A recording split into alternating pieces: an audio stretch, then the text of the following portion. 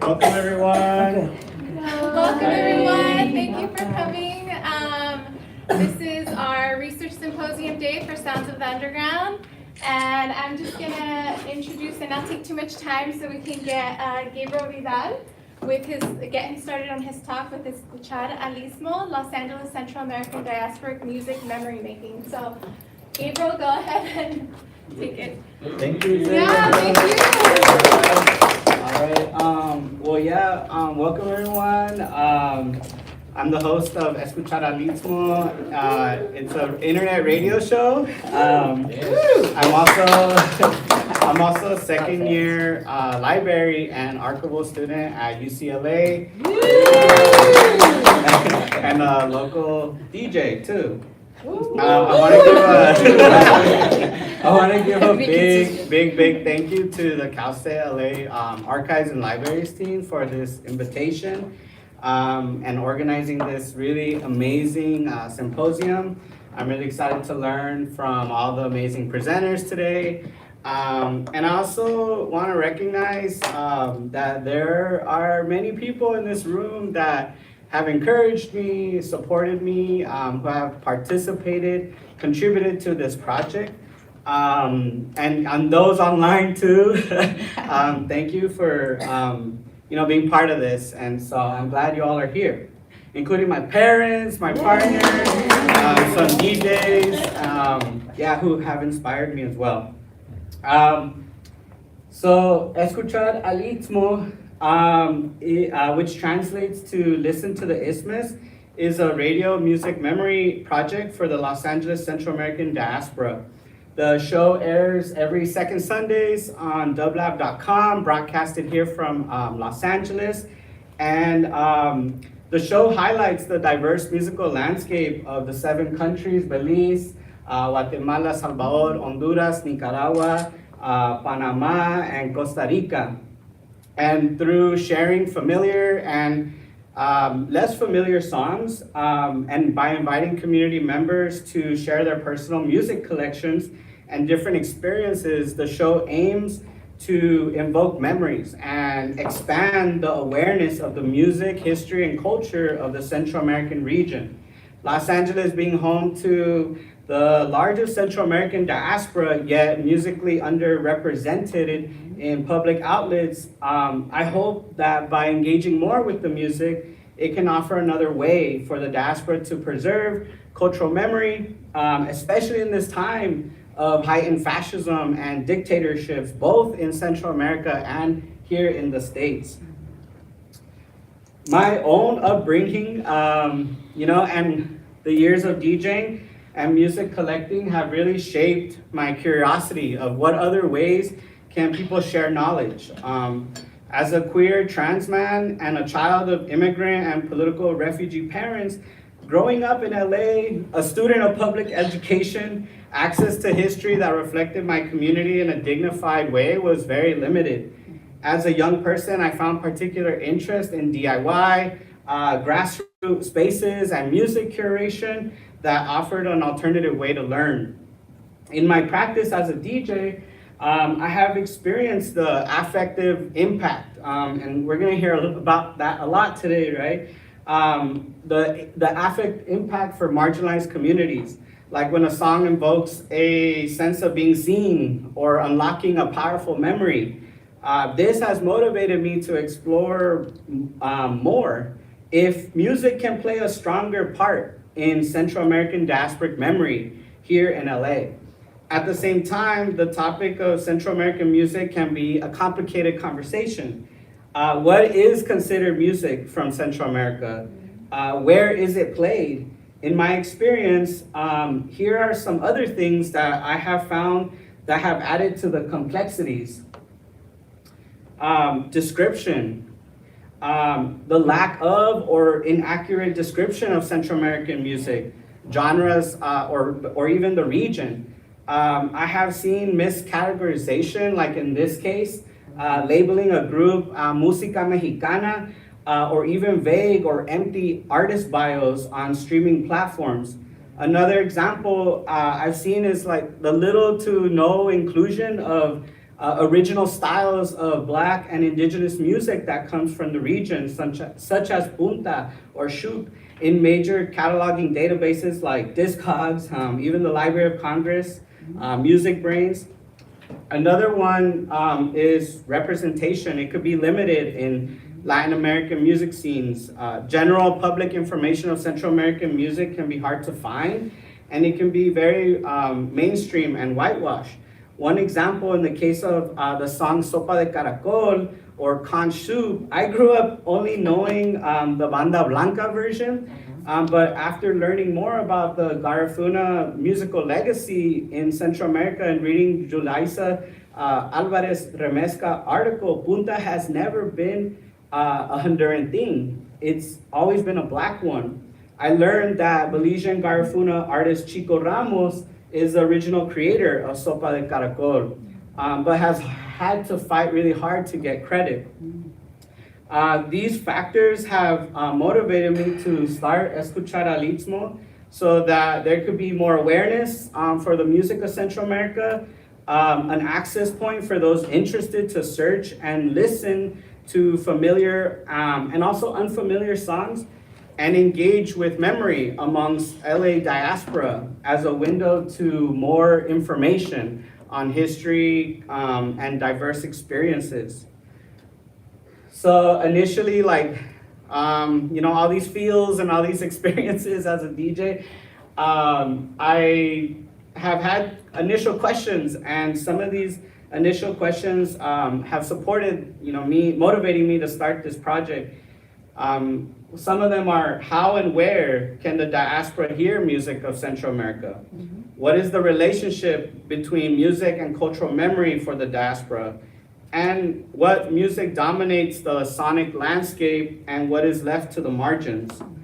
And as I've been carrying on the show, of course, more questions, more insights, more sometimes difficult reflections have emerged that I didn't think of. And one of them is can more, simply just can more knowledge and the listening of music from Central America support the diaspora's preservation of cultural memory? Can it add to that? So these big questions, as I said, have been initiated by observations as a DJ here in LA, working in music venues. And these reflections have not only supported me through the radio show, but have also led me to explore and try and really just learn for myself more with others. And I wanted to share a little bit about the process of how the radio show happens.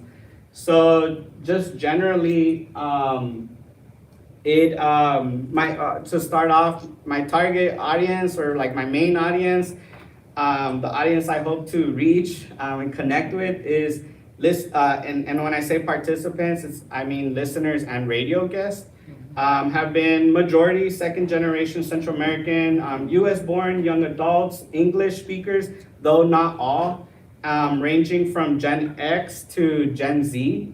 And the process has also, been utilizing the radio, dublab, as a nonprofit community organization, and their website that archives the past radio recordings. It's also looked like documenting and describing track lists that include artist name, song title, and country of origin. And, also collecting media, analog, digital, various formats, any format I can get, vinyl, CD, tapes, and MP3s, and also inviting people to share their personal collections as well. And building trust and relationships, exploring where can I find this music myself. So building trust and relationship within the music-oriented Central American community in Los Angeles, including DJs, record dealers, and music store owners. And also curating a range of traditional to popular music, themed episodes based on genres, regions, or the guests themselves. And mainly this has been carried out through oral history, the practice of oral history. So inviting guests to share their own experiences related to their upbringing, their Central American identity, their relationship to music, how that may, merge, and also just personal research that includes analyzing and interpreting various sources like articles, album liner notes, record label discographies, and YouTube, digital archives. YouTube, right? Like there's a lot of elders who have done amazing work of archiving their collections, and YouTube has been a really great source of like learning more about Central American music. So now I wanted to share some audio excerpts from radio guests. And in these clips, they're mainly asked about their upbringing, what motivated them or has influenced their music practice and how music might relate to their memory. So these are some of the responses from them. Unfortunately, in that area, it's always been just so destabilized, and now I get to teach about that kind of stuff to young children, and hopefully one day to adults more so, but just what creates that instability. And shoot, I can talk to you, we can talk politics all day, but the corporate colonialism of the United Fruit Company and like what that impact is, including when I was in grad school, which was recent because I went back at a later age, being a stay-at-home dad as well, was that I feel that my Afro-Latino roots are based on United Fruit Company, and my indigenous roots, the Afro-Latino on my dad's side and the more indigenous on my mom's, how heavily impacted it was because of the United Fruit. We know the macro side of it, but being able to study the micro side of it, I think, has created this like middle finger to establishment, and that translates itself into the music that I like to share. Yeah, and I feel like a lot of everyone in Salvador just again, the deep appreciation for music, but also just the influence of our backgrounds and our culture, and how that's translating to what we're also contemporary music that we're listening to now. And also just being queer, and trying to have, it's hard to find queer spaces where you listen to the music that your parents listen to, or vibing out to the stuff that you want to. Sometimes it's very white centered, right? So we just wanted to create a space and an ambiance where folks can come and just literally sweat, this idea of a cathartic, almost ritual, or just a sharing and convening of space where people can release. I think that's a big thing. That's why our tagline is you can't help but sweat. The music is so good that you gotta get grooved. In the collecting of records and discovering the music, and I'm sure you can relate, it being Central American, being Salvadorian in Los Angeles, where the diaspora is here in the States, it always kind of was challenging to see where we fit in, and being growing up with music outside of Central American music, it was kind of what is Salvadorian? What does it mean to be Salvadorian? So it's just always not an identity crisis, but I was always what does it mean to be Salvadorian? And so in discovering the music and learning the history and creating memories just within our community, it's been really nice to experience it all. I think in many ways when my father, when he came here, he was 13. Obviously, of course, I feel a lot of us share the same story of our family fleeing the war and just kind of having to start, completely just at square one. A lot of my family too also went to Canada, which I learned that you have family in Canada too. So it's just, the pipeline is so crazy. it's just insane where obviously like our family where they, you know, end up like kind of rerouting.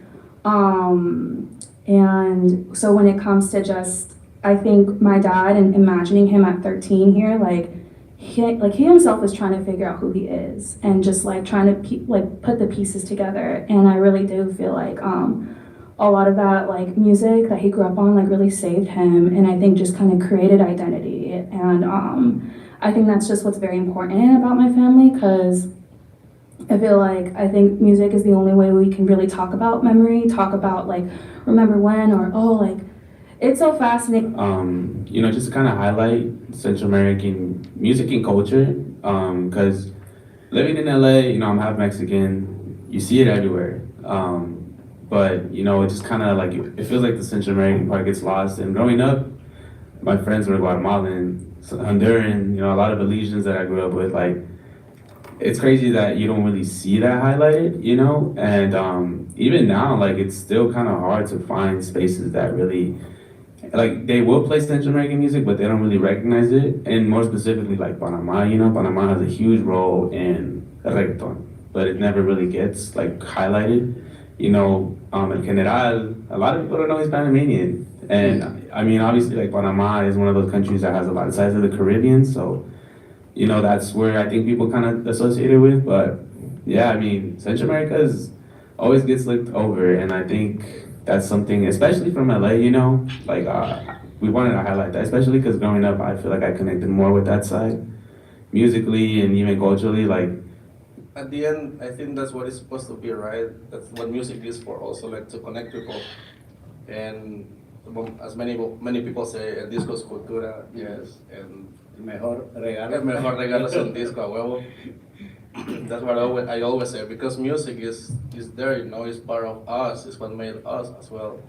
You have been showing us through music who we are, or make us feel more ourselves as well. Yeah.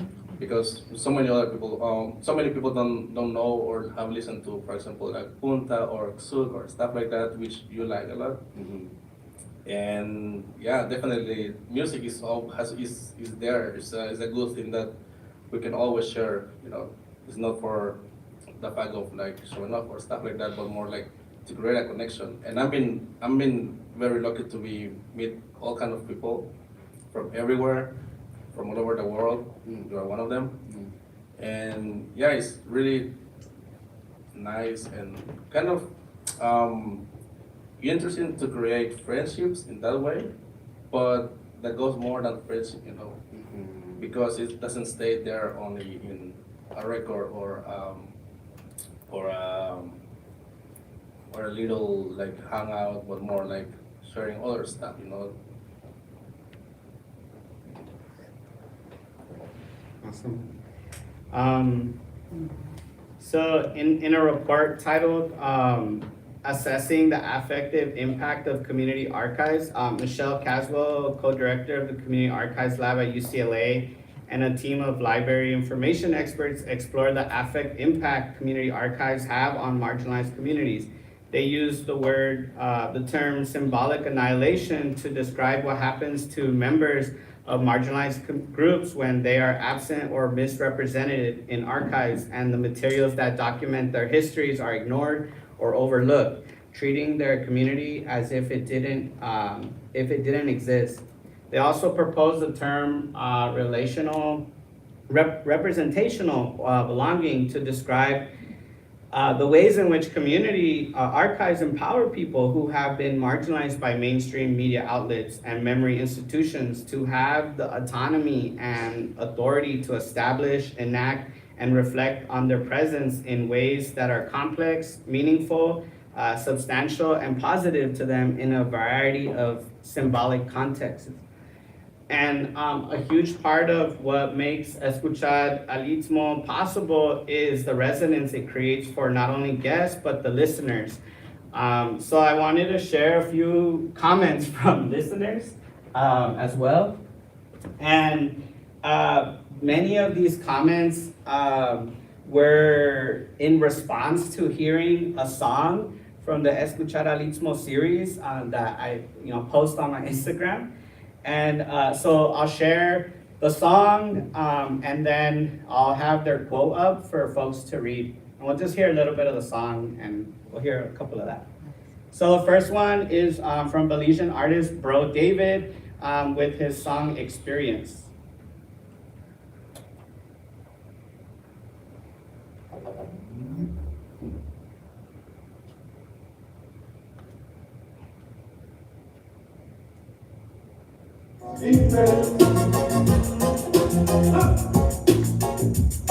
Experience,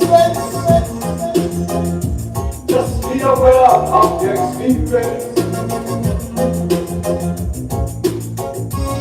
Don't let guilty and we just can't change that. Experience.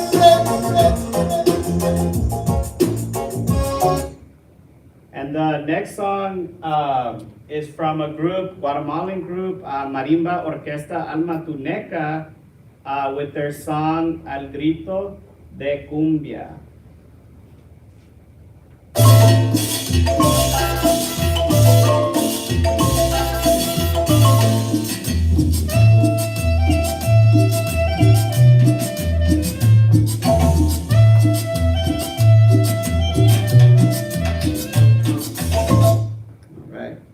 And the next song is from a group which their names were not titled in the recording, but it's from Nicaragua, Monimbo indigenous community with their song called Maduro.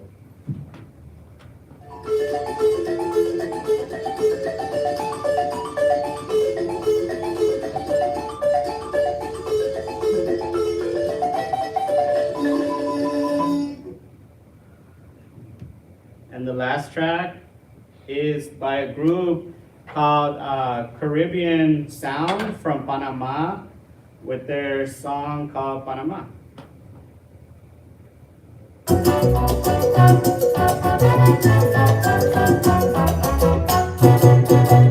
Yo a ti sí te juro, de todita la vida te querré. Yo a ti sí te juro, de todita la vida te querré, para darte todito mi sentir.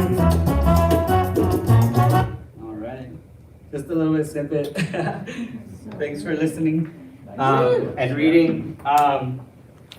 So just to conclude, I wanted to share some takeaways I've had so far through this process. And honestly, I haven't answered a lot of the initial questions. I don't know if I will ever, but I have learned some things through this. And most importantly, I think, I have brought more of community together through music.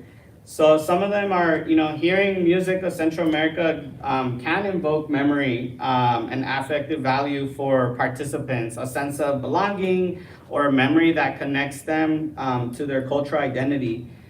There's also a desire to challenge monolithic identity and the lack of representation. It was, commonly expressed. There's no one way of being or expressing Central American identity.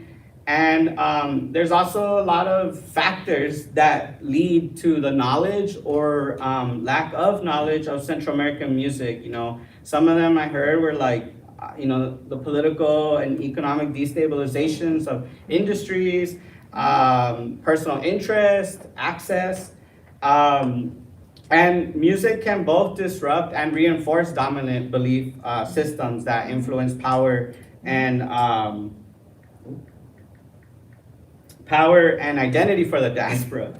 Upholding classism, upholding white supremacy, misogyny, and more importantly, specifically for this project, there is definitely a future and a need for other voices to be included. So I'm really excited for that moving forward. So that concludes the presentation. I maybe we have like a minute or two for some questions, but bringing back these questions and just want to give some time for comments if there's any. Thank you all.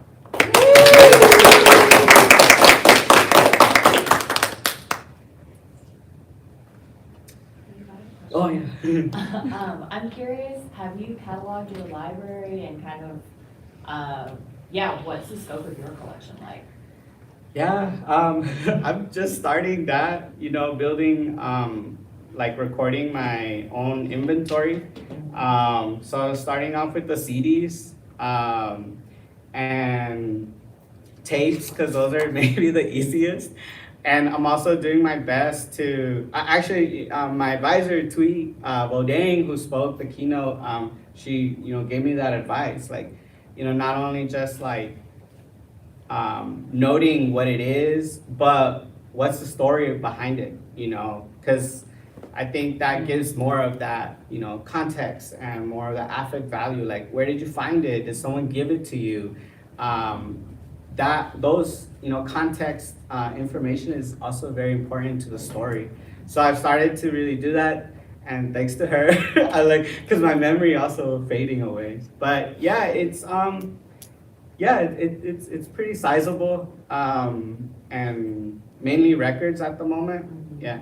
Are you doing Discogs or are you doing like a spreadsheet? I have Discogs, but I've also created my own like spreadsheet too. Yeah. Cool. Yeah. Thanks for that question. Yeah. I guess I could answer the second question. I've been listening to more of your mixes, and it's been really good in the sense, or helpful for me, in learning more about the Isthmus. I feel like a lot of my upbringing has really focused on just Salvadoran cumbia music, and it hasn't, or the way I was raised didn't expand beyond that.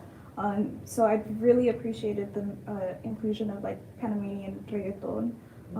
It's become one of my favorite genres now, and I really, really enjoy it. And just highlighting the Afro-Latinos in our community is super, super important. Oh, yeah. Thank you. Thanks for sharing that. I resonate with that too. You know, I think that my own experience, just wanting to learn more and like going a little deeper into like something that sparked curiosity, and it's amazing how much like history of music there is in the region, and not just history, but you know, contemporary too. Like raspe, you know, from Honduras, you know, that is a new Hondurans new like form of dancehall, and they've really like have made their sound. So that's a contemporary scene that actually really interested in too. Yeah. Yeah. Is there any more? Yeah. In terms of all your work, and maybe you already do, I don't know, Ed, but do you engage some of the artists that created the music in terms of telling the story of how they went about creating certain sounds, songs, and so forth? But that in itself kind of leads to the movement. So Yeah. It's an aspiration. Like I would love to at the moment. You know, I think really focusing on the relationships I have and trying to, you know, make new ones. So I haven't had any art like musicians come on the show, but yeah, planting those seeds. like passing current Yeah. musicians. Yeah, because I think that, yeah, absolutely, I agree with you. You know, it would be really important conversation to hear from them. Yeah. Okay. One more? Do we have time? No, yeah. You can take one more. It's more of a comment. I love your praxis because you are an artist moving and doing live performances and seeing people move and dance and respond, connecting it to the archival part, which is very different to categorize and inventory and do all that. And I loved hearing that you were thinking of also adding context, because that's what sometimes happens. Things are collected, but then we don't know who made the poster, who did that, where did we get this, right? Or we just know where it came from, but not the context of the artist. And I guess my question, because I'm a visual person, is, and I keep looking at those album covers, is where does the visual part maybe interface with your work? Because those album covers are like so incredible, right? So what are your thoughts on that? Yeah, well, yeah, I 100% agree with you. I'm I'm a student at UCLA, and I'm really trying to, while I'm there, like utilize the resources that are available to me. And so I've been really going hard on the scanner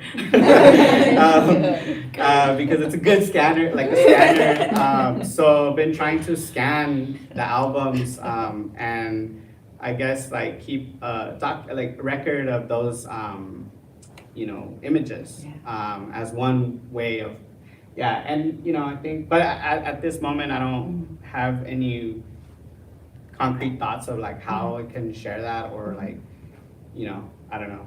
So more questions on how I can, but I think it is a very important part of it.